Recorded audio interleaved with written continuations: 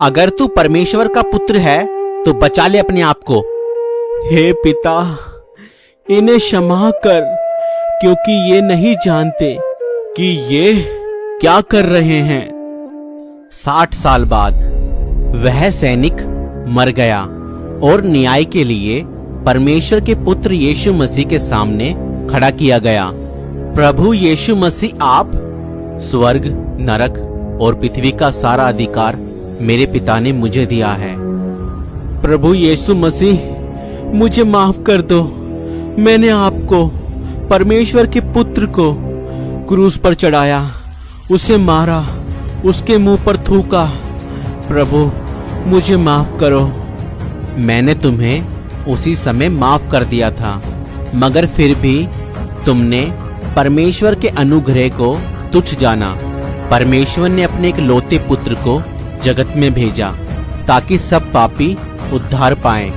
मैं मरकर जी उठा तो भी तुमने मुझ पर विश्वास ना करा, क्योंकि परमेश्वर ने इस जगत से ऐसा प्रेम किया कि उसने अपना एक लौता पुत्र प्रभु यीशु मसीह दे दिया, ताकि जो कोई उस पर विश्वास करे वह नष्ट ना हो परंतु अनंत जीवन पाए। परमेश्वर ने अपने पुत्र को जगत में इसलिए नहीं भेजा कि जगत पर दंड की आज्ञा दे, परंतु इसलिए भेजा कि जगत उसके द्वारा उद्धार पाए। जो उस पर विश्वास करता है उस पर दंड की आज्ञा नहीं होती, परंतु जो उस पर विश्वास नहीं करता वह दोषी ठहर चुका, इसलिए कि उसने परमेश्वर के एक लौते पुत्र यीशु मसीह के नाम पर विश्वास नहीं किया। और दंड की आज्ञा का कारण यह है कि ज्योति जगत में आई है और मनुष्यों ने अंधकार को ज्योति से अधिक प्रिय जाना, क्योंकि उनके काम बुरे थे। क्योंकि जो कोई बुराई करता है वह ज्योति से बैर रखता है और ज्योति के निकट नहीं आता, ऐसा ना हो कि उसके कामों पर दोष लगाया जाए। परंतु जो सत्य पर चलता है वह ज्योति के निकट आता है, ताकि उसके काम प्रकट हो कि वह परमेश्वर की ओर से किए गए हैं। और उस सैनिक ने परमेश्वर के एक लौते पुत्र के नाम पर विश्वास नहीं किया था, इसलिए उसे अनंत आग में डाल दिया गया।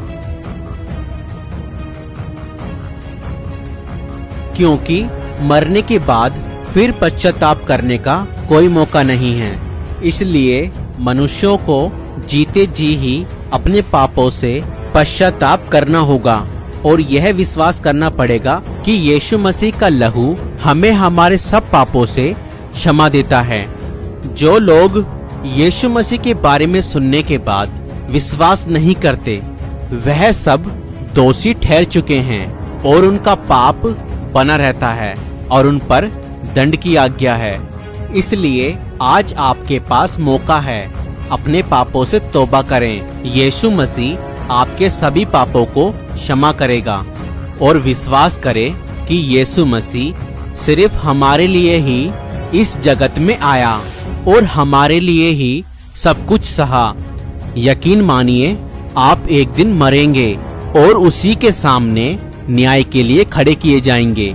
अगर आपने अपने जीवन में यीशु मसीह को अपना उद्धारकर्ता ग्रहण नहीं किया होगा तो आप दंड की आज्ञा का पात्र बनेंगे।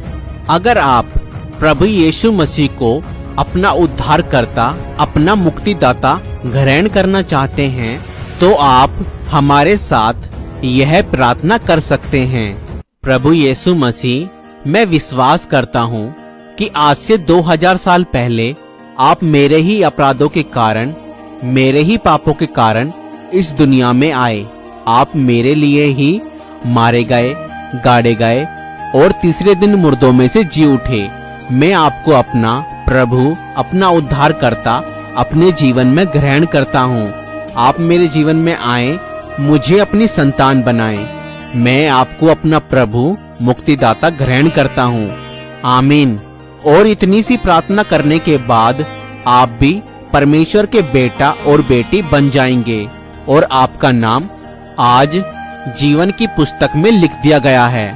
अब आप परमेश्वर के पवित्र वचन, पवित्र बाइबल को पढ़ें। यीशु मसीह के पीछे चलने वालों की संगति करें और परमेश्वर पिता से प्रार्थना करने में समय बिताएं।